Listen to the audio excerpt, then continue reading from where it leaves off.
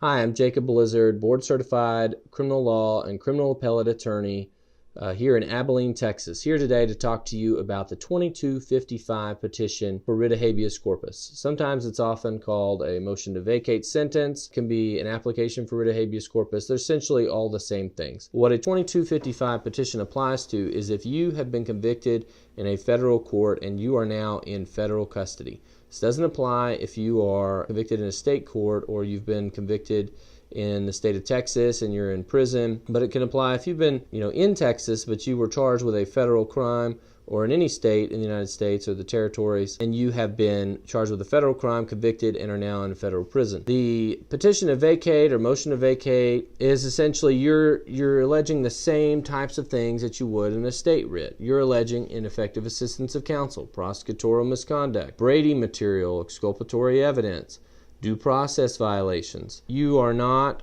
going to go down the road of the errors that happened in your trial per se. It is things that could be remedied through an ineffective assistance of counsel claim, prosecutorial misconduct, Brady material, due process violations, involuntary plea. Those are the most common grounds you're going to see in a 2255 petition.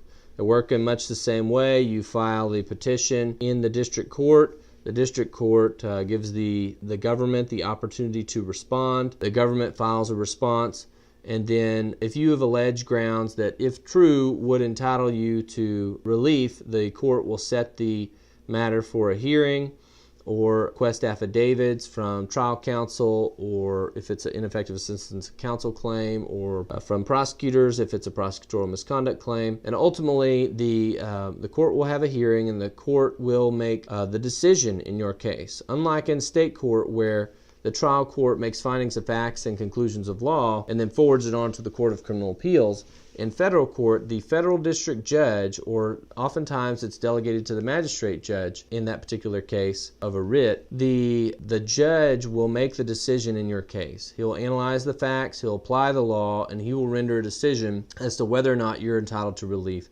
And that will be a final decision. There's no court that it has to be forwarded to for final decision. And so that court will make a decision, and then if the court sets you free, obviously, or gives you a new trial, then you're great. Of course, the government has the opportunity to appeal decisions to the Fifth Circuit, as do you. When a district court makes a decision and you're unsatisfied with it, you can appeal it to the Fifth Circuit Court of Appeals, and then ultimately to the United States Supreme Court as well. That's 2255 petitions in a nutshell.